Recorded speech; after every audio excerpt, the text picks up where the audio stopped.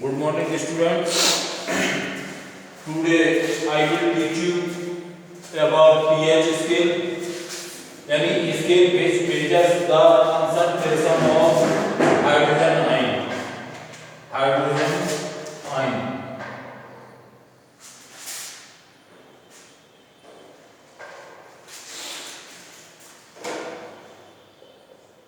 यानी हाइड्रोजन आयनों की सांद्रता यानी कंसंट्रेशन सांद्रता का मापन करने वाला जो स्केल होता है वो पीएच स्केल कहलाता है।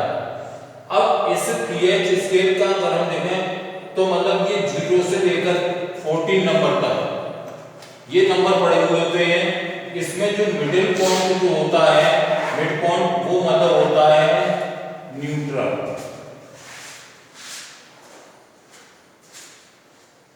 न्यूट्रल का मतलब उदासीन बिंदु है ये। यहाँ पर जल जो होता है वो जल को क्या माना गया है, उदासीन माना गया है। तो जल की अगर कोई पीएच पूछता है तो 7 बताना है। अगर हम 7 से 0 की तरफ आते हैं तो एसिड मीडियम होता है और 7 से हम 14 की तरफ जाते हैं तो हमारा क्या होता है, बेस मीडियम होता है।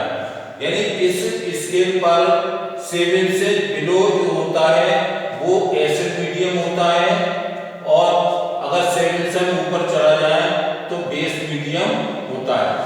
यहाँ पर मतलब कभी कभी ये पूछ लेते हैं जैसे pH 0 यहाँ है, pH 14 यहाँ है, 14 यहाँ है। तो अगर HCl का pH पूछे कभी भी तुमसे तो मतलब pH 0 होता है। क्या होता है, 0। इसी प्रकार से NaOH जो प्योर बेस है यानी क्षार है सोडियम हाइड्रोक्साइड तो पीएच इसका जो होता है वो 14 होता है। ये दो चीजें एग्जाम में अक्सर पूछ लेते हैं। वैसे तो मैंने यहाँ लिख दिया है जो गैस्ट्रिक जूस होता है यानी वहाँ नमक का अम्ल होता है वहाँ पीएच 0 होती है। अगर मिल्क है, कर्ड है तो ये हमेशा कैसे मीडियम में आएंगे, एसिड मीडियम में आएंगे। जो लेमन जूस है या टोमेटो है या संतरा है यानी जो ऑर्गेनिक एसिड रखने वाले जो फूड मटेरियल होते हैं, ईटेबल होते हैं, वो सारी की पीएच जो होती है वो कैसी होती है, वो एसिड मीडियम की होती है। अगर मान लो हम उसी तरह से 7 से 14 की तरफ अगर हम बढ़ते जाएंगे तो ये माध्यम जो है वो क्षारीय यानी बेसिकली होके चला जाएगा। यहाँ पर क्या होगा, अम्लीय। ये दूध और दही के बारे में जरूर पूछ लेते हैं कि मतलब इतनी पीएच इतनी हो जाएगी तो मतलब वो जिस रेंज में आ जाए तो वही तुम्हें आंसर लिख करके आना है। अगर वो 7 से ऊपर बता दे तो मतलब बेसिकली मीडियम होगा, बेसिक मीडियम होगा यानी क्षारीय माध्यम। और 7 से अगर नीचे आता है तो फिर क्या हो जाएगा, अम्लीय माध्यम हो जाएगा। तो इस तरह से ये पैमाना जो है ये स्केल जो है वो हाइड्रोजन आयनों की और हाइड्रोक्साइड आयनों की सांद्रता को नापने वाला एक पैमाना है। तो ब्लड की भी जैसे पीएच बताई थी तुम्हें वीडियो में तो वो भी देख लेना या किसी और भी। वैसे उसकी थोड़ा क्षारीय होता है हमारा ब्लड होता है थोड़ा हल्का क्षारीय 7.4 के करीब होती है उसकी पीएच, वो जरूर देख लेना। तो मतलब किसी की पीएच एक जरूर पूछ लेते हैं ये छोटे क्वेश्चन के आंसर में।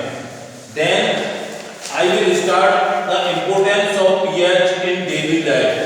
अब ये हमारे दैनिक जीवन में इसका क्या महत्व है, पीएच का महत्व यानी कि दैनिक जीवन में पीएच का महत्व, पीएच का महत्व। अब ये जो तुमसे ये वैसे मैंने लिख दिए हैं ये 5 इंपोर्टेंस हैं, 5 महत्व हैं। तो पहला बता रहा हूं मैं एसिडिटी इन स्टोमक यानी पेट में अगर अम्लता। अब देखो यहाँ इसका क्या इंपोर्टेंस होगा, अगर पेट में हमारी अम्लता बढ़ जाती है यानी कि खट्टी डकारें आना प्रारंभ हो जाती है तो क्या होता है कि मतलब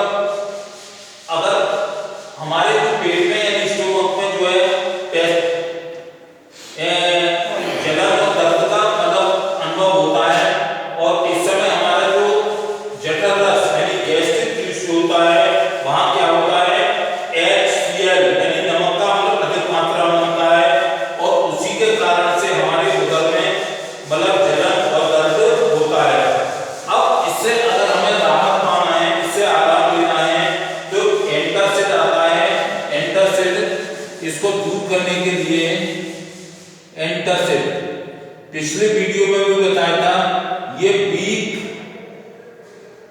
बेस होता है। क्या होता है? वीक बेस होता है, ये दुर्बल क्षार होता है। इसको कहते हैं मैग्नीशियम हाइड्रोक्साइड। इसको पानी में घोल करके पिला देते हैं, मैग्नीशियम हाइड्रोक्साइड, यानी कि मिल्क ऑफ मैग्नीशिया। ये क्षार है और पेट में हमारे में क्या है? अम्ल है। तो जैसे ही इस मैग्नीशियम हाइड्रोक्साइड यानी दुर्बल क्षार यानी कमजोर क्षार का पानी हम जब पीते हैं तो वहां कैसा हो जाता है? न्यूट्रल हो जाता है, यानी उदासीन हो जाता है। उदासीन होने के कारण अम्ल जो है क्षार के प्रभाव को नष्ट कर देता है और क्षार जो है वो अम्ल के प्रभाव को नष्ट कर देता है। तो वहां पर हमारे न्यूट्रल मात्रा हो जाती है, यानी उदर में जो है अम्ल की अधिक मात्रा जो है उदासीन हो जाती है। तो इसका ये महत्व है डेली लाइफ में। अब टूथ डिके, टूथ डिके का मतलब होता है दंत क्षय। दंत क्षय, ये दंत क्षय क्यों होता है? यानी कि दांत हमारे क्यों टूटने लगते हैं या दांत क्यों है मतलब टूट करके गिर जाते हैं? तो उसके लिए मतलब कारण यही है कि रात्रि में जब हम भोजन करते हैं तो भोजन करने पर क्या होता है कि मतलब वो दांतों में फंस जाता है और वहां पर फिर क्या होता है? वहां पर मतलब बैक्टीरिया रिएक्शन करते हैं। वो बैक्टीरिया जो है HCl का निर्माण करते हैं। तो जो इनेमल होती है हमारे दांतों पर, जो मोटी परत होती है इनेमल की, वो मतलब क्या होती है?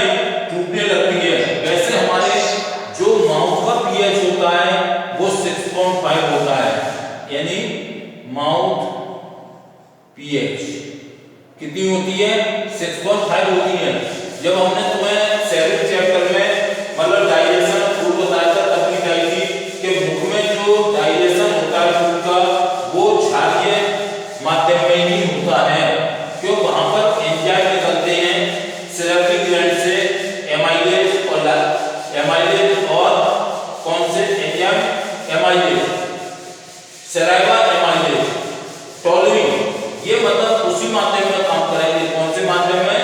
बेसिकली यानी क्षारीय माध्यम में काम करेंगे।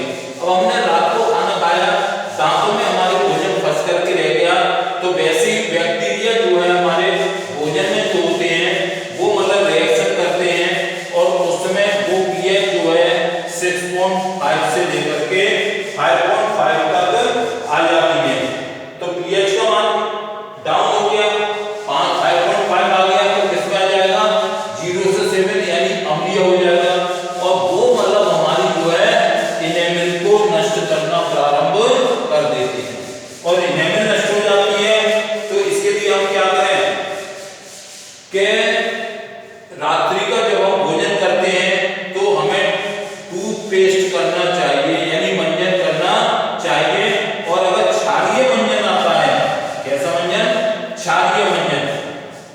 क्षारीय मंजन अगर हम करते हैं तो जो भी अम्ल बनेगा, क्षारीय मंजन, जो भी खाना हम खाएंगे तो वह अम्लीय माध्यम होगा। क्षारीय मंजन करेंगे तो वो जो मुख में अम्लता यानी एसिडिटी बढ़ गई थी वो एसिडिटी धीरे धीरे समाप्त हो जाएगी और इससे हम can control on the tooth decay, हम दंत क्षय पर हम नियंत्रण कर सकते हैं। ये स्टंग ऑफ इंसेक्ट्स यानी जो मक्खी है बताई थी मैंने, डंक मार देती है, लाल चींटी का बताया था मैंने, इसी चैप्टर में बताया था तुम्हें।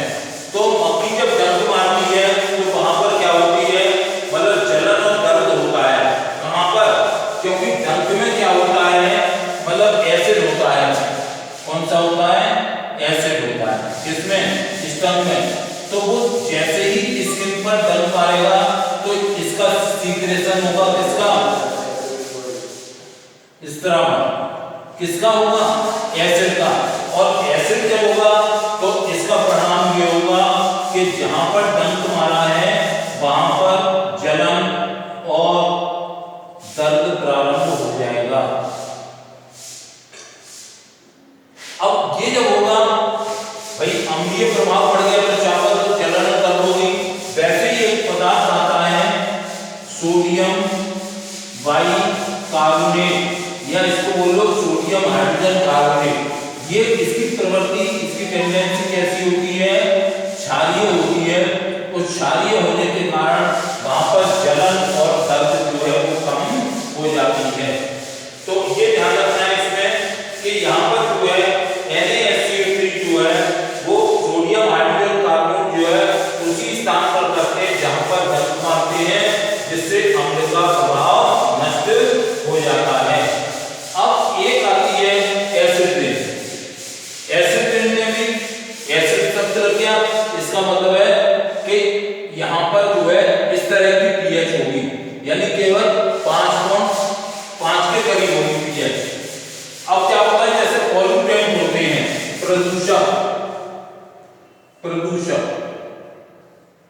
और प्लस वर्षा का पानी, वर्षा पानी जब ऊपर से नीचे में आकर गिरता है तो अम्लीय वर्षा प्रारंभ हो जाती है, और जिसकी पीएच लगभग 5.5 के करीब होती है। और ये चावल जब आकर के यही वर्षा जब नीचे अगर हम नहाते हैं किसमें, बरसात के पानी में, तो मतलब हमारी स्किन पर जो है वो हमारे स्क्रैच पड़ने लगेंगे, खुजली होने लगेगी, तो ये पानी जो है अम्ल वर्षा कहलाता है। वैसे तो बरसात का जल जो है वो कैसा माना जाता है, शुद्ध माना जाता है, लेकिन जब हमारे फैक्ट्री से निकलने वाला एयर पोल्यूशन हो रहा है तो सल्फर डाइऑक्साइड, नाइट्रोजन डाइऑक्साइड या नाइट्रोजन ऑक्साइड ये जब हमारे एयर में होंगे और वो बरसात जब आएंगे तो वो पानी के संग ये पॉल्यूटेंट मिल जाएंगे, और जब बारिश होगी वो अम्लीय वर्षा कहलाती है। इससे मतलब क्या होता है, एक तो खेतों की मिट्टी पर प्रभाव पड़ता है, सॉइल पर इफेक्ट क्या पड़ते हैं, प्रभाव, यानी किसमें पड़ता है, सॉइल, यानी वर्षा जब होगी अगर वो क्या हो जाएगी, सॉइल यानी मृदा, मृदा का वातावरण कैसा हो जाएगा, अम्लीय हो जाएगा, यानी एसिड हो जाएगा, तो वो वहां की मिट्टी को बेकार कर देंगे, यानी फसल के उत्पादन पर प्रभाव पड़ेगा। अब दूसरा इसमें मतलब जो है, अगर यही वर्षा का पानी बह करके ये रेन वाटर आ रहा है, यहाँ पर किसमें पहुंच गया, ये पौंड में पहुंच गया, और पौंड में मतलब जो वहां के रहने वाले एक्वाटिक एनिमल हैं उनको मतलब जो है ब्रीथ यानी सांस लेने में परेशानी उत्पन्न हो जाएगी, क्यों, पॉल्यूट वाटर है, वाटर पॉल्यूशन हो गया, तो पॉल्यूट वाटर जब इस पौंड में आकर के मिल जाएगा तो वहां के रहने वाले जीव जंतु भी, यानी और स्मॉल ऑर्गेनिज्म और एनिमल्स जो छोटे मोटे मछली जैसे हैं उन पर प्रभाव पड़ेगा, जिससे वो मरने लगेंगे। तो हम जो है इन जो पॉल्यूटेंट है, जो एयर पॉल्यूशन में होते हैं, उन पर अगर हम कंट्रोल कर लें तो अम्लीय वर्षा पर भी नियंत्रण किया जा सकता है। एक पांचवा प्रभाव है पीएच ऑफ सॉइल, ये इसमें और हो जाएगा काम। देखो प्रदूषक, यानी मैंने लिखा है वहां पर खेत की मिट्टी जो होती है वो अम्लीय हो जाएगी, क्यों, अम्लीय वर्षा हो रही है, तो वहां पर मतलब जो है हम खेत की मिट्टी का पीएच का पता लगा देते हैं। एग्रीकल्चर साइंटिस्ट जो हैं सॉइल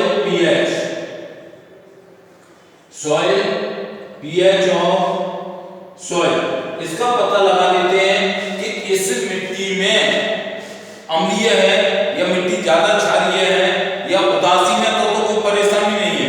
लेकिन जब अम्लीयता बढ़ जाएगी तो वो वैज्ञानिक लोग जो हैं क्या बताएंगे, वो बताने लगेंगे कि इस मिट्टी में ये फसल बोई जा सकती है। यानी पीएच का मान, मिट्टी की पीएच का मान अगर हम ज्ञात कर लेंगे तो हम जो भी फसल क्रॉप का प्रोडक्शन करेंगे या उसमें बीज बोएंगे उसका चयन आसानी से कर लेते हैं। और मतलब जो सूटेबल फर्टिलाइजर्स होते हैं उनका यूज भी, उनका प्रयोग भी निर्धारित किया जा सकता है, जिससे हमें फसल अच्छी प्राप्त होती है। अब ये अच्छी फसल प्राप्त करने के लिए क्या होता है, क्या मतलब हम जो है वहां की मिट्टी जो होती है खेतों की, उसकी पीएच का पता लगा लेते हैं। यानी by determining the pH of soil the crops that can be shown in soil can be selected and use of proper fertilisers can also be determined so that good crop is obtained, जिससे अच्छी फसल प्राप्त की जा सके। अब इसके बाद मैं लूंगा some usual compounds of everyday life. Some usual compounds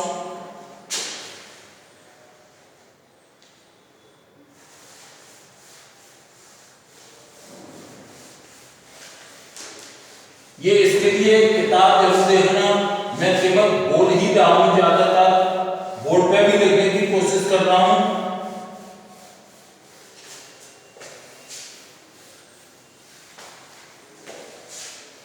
Some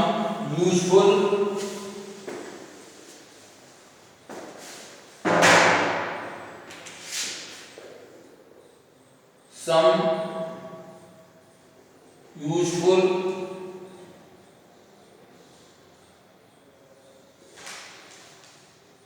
compound in everyday life।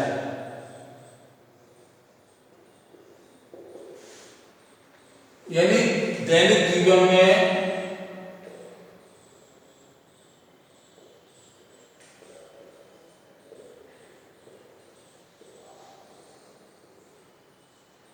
कुछ यौगिकों का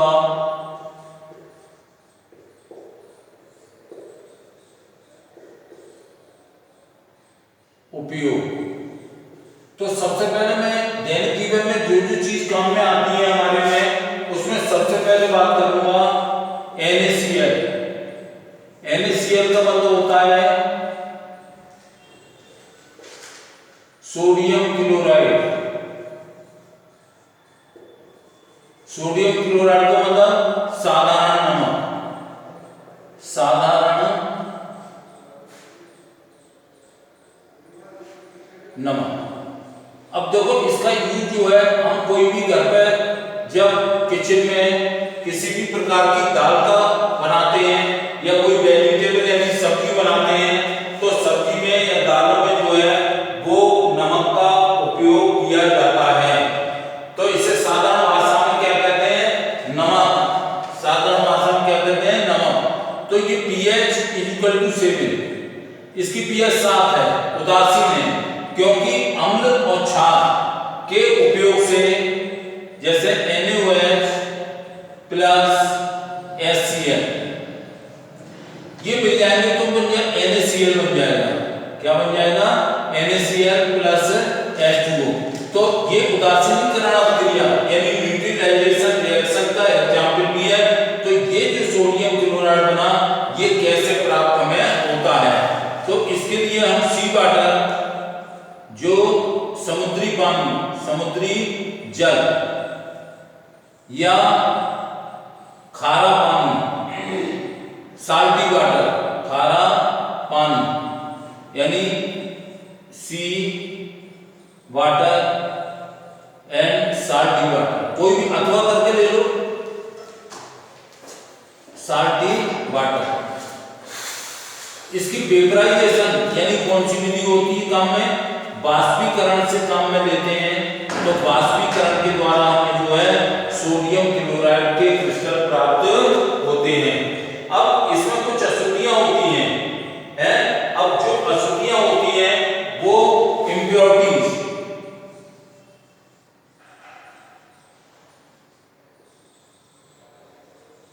यानी अशुद्धियां। नमक जो बनाएंगे वो क्रिस्टल तो होंगे, लेकिन इसमें अशुद्धियां जो होंगी वो मैग्नीशियम क्लोराइड और कैल्शियम क्लोराइड की अशुद्धियां पाई जाती हैं, CaCl2 की अशुद्धियां पाई जाती हैं। तो इसका मैंने pH 7 है यानी उदासीन है,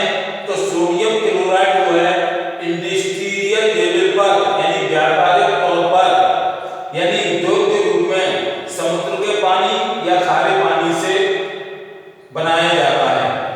तो इस प्रकार जो नमक हमें बनेगा उसमें कई अशुद्धियां होंगी, जैसे मैग्नीशियम क्लोराइड बताई थी, कैल्शियम क्लोराइड बताई थी, ये अशुद्धियां होंगी।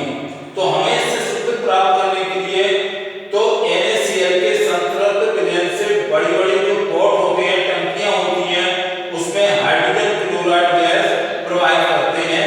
इस प्रकार आयोनाइजेशन की क्रिया से जो है NaCl जो है प्रेसिपिटेट यानी अपक्षेपित हो जाता है और शुद्ध अपक्षेपित NaCl को एकत्रित कर लिया जाता है। यानी मैंने कहा था ना तुमसे, इसको बनाने के लिए किसका इस्तेमाल करेंगे?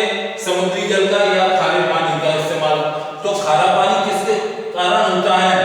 सोडियम क्लोराइड की मात्रा के कारण ही होता है। तो NaCl का जो जलीय विलयन होता है जिसमें कई अशुद्धियां होती हैं, इस पर HCl गैस प्रवाहित की जाएगी। ये यूकल आयोनाइजेशन के द्वारा जो है प्राप्त होगा, वही प्राप्त हो जाएगा NaCl प्लस HCl। ये समान आयनीकरण क्या होगा? समान आयनीकरण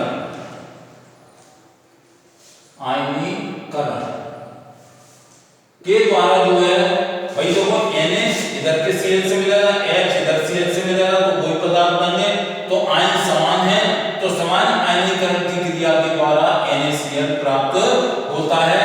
और ये जिन बड़ी बड़ी टंकियों में हमने ये पानी भरा हुआ है उसके ऊपर कौन सी गैस प्रवाहित की? HCl।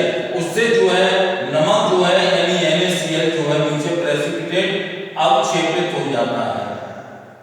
क्या हो जाता है? अवक्षेपित हो जाता है और इसके हमें क्रिस्टल प्राप्त हो जाते हैं, अशुद्धियां भी दूर हो जाती हैं। तो इसकी प्रॉपर्टी अगर तुमसे पूछे, प्रॉपर्टी यानी कि गुण, देखो गुण और उपयोग दो बातें हैं। तो नंबर एक तो ये हो जाएगा गुण, ये है श्वेत क्रिस्टलीय पदार्थ है। कैसा है? क्रिस्टलीय। ये हम तुम तो पिसा हुआ नमक खाते हैं, पाउडर के रूप में होता है, लेकिन जो बनता है तो ढेले बनते हैं उसकी पिसाई ग्राइंडिंग होती है, इसके कारण वो पाउडर बन जाता है। तो ये कैसे रंग का पदार्थ है? श्वेत क्रिस्टलीय पदार्थ होता है। अच्छा, इसका मेल्टिंग पॉइंट जो होता है वो कितना होता है? 101081 मेल्टिंग पॉइंट यानी गलनांक बिंदु, गलनांक बिंदु, गलनांक बिंदु कितना होता है? 1010 केल्विन। ये अब इससे क्वेश्चन पूछ लेंगे कि नमक का गलनांक बिंदु का मान बताओ, तो तुम्हें वो इस गुण में से भी क्वेश्चन, और जल में ये जो है बहुत ही अधिक मिले हैं, soluble in water, soluble in water. तीसरा है सॉल्युबल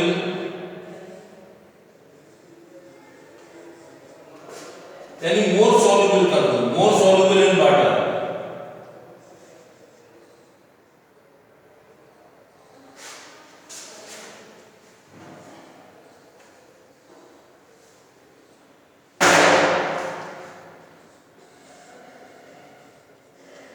मोर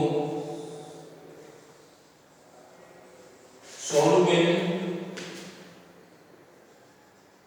in water, यानी जल में अत्यधिक विलय, अत्यधिक विलय यानी जल में जल्दी हो जाता नमक। और एक और लिखो इसका, ये जल में जब होता है तो ये आयनित हो जाता है, यानी सोडियम आयन अलग हो जाते हैं, आयनित हो जाता है। इसका मतलब क्या हुआ कि नमक जो है दो तरह के आयन से बनता है, एक सोडियम आयन और एक क्लोराइड आयन। तो जब जल में डालेंगे तो दोनों आयन अलग अलग हो जाएंगे। इसका मतलब क्या हुआ? ये जल में जो है आयनित हो जाता है। अब इसके आते हैं यूज, किसके? NaCl के लिए, यानी उपयोग। Use, usages. अब पहला यूज जो है वो है उपयोग, इसका पहले क्या है, खाने में, यानी फूड, ईटिंग। जब कोई हम दाल या सब्जी बनाते हैं तो उसमें हम डालते हैं तो नमक का उपयोग जो है, इसका नाम तो बता दिया था, सादा नमक है। तो घरों में, रसोई घर में जो है भोजन साधारण नमक के रूप में इसका उपयोग किया जाता है। एक खाद्य परिरक्षण, खाद्य परिरक्षण के रूप में, यानी फूड प्रिजर्वेशन, फूड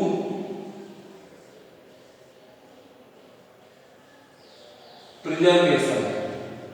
यानी तुमने देखा होगा घरों में अचार बनता है, पिकल, अचार में नमक डालते हैं तो इसका मतलब जो है वो क्या हो जाता है, परिरक्षित हो जाता है। एक तीसरा है हिमीकरण मिश्रण बनाने में, हिमीकरण मिश्रण। ये उपयोग बता रहा हूं, यानी पहला मैंने बता दिया था खाने में किया जाता है, दूसरा बताया था खाद्य परिरक्षण, यानी भोजन को सुरक्षित रखने में इसका उपयोग किया जाता है, और तीसरा ये बताया था फ्रीजिंग मिक्सचर के बनाने में। यानी हिमीकरण मिश्रण का मतलब क्या हो गया, freezing mixture.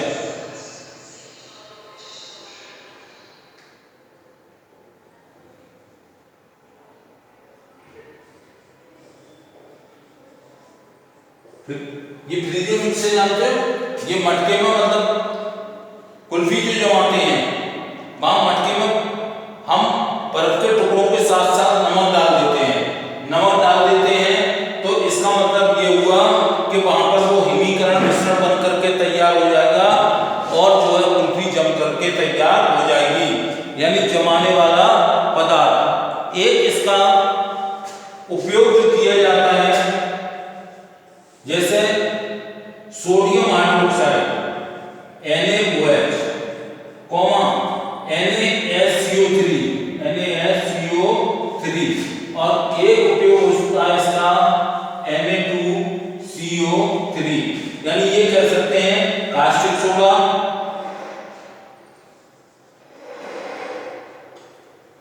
Caustic soda, baking powder यानी खाना सोडा, एक धावन सोडा यानी वाशन पाउडर, धावन सोडा, इसको बनाने में भी इसका उपयोग किया जाता है। तो इसके दो तो गुण याद कर लेना और दो उपयोग तैयार कर लेना अच्छी तरह से। नेक्स्ट वीडियो में मैं तुमको जो है सोडियम हाइड्रोक्साइड यानी यही इसको बनाने की विधि, ये कैसे बनाएंगे, इसके गुण और उपयोग, गुण और उपयोग के आधार पर ही ये सारे यूजफुल कंपाउंड तुम्हें तैयार करने हैं। लेकिन इसके गुण और उपयोग से भी प्रश्न बनते हैं, उनको भी देख लेना। तब तक के लिए थैंक यू।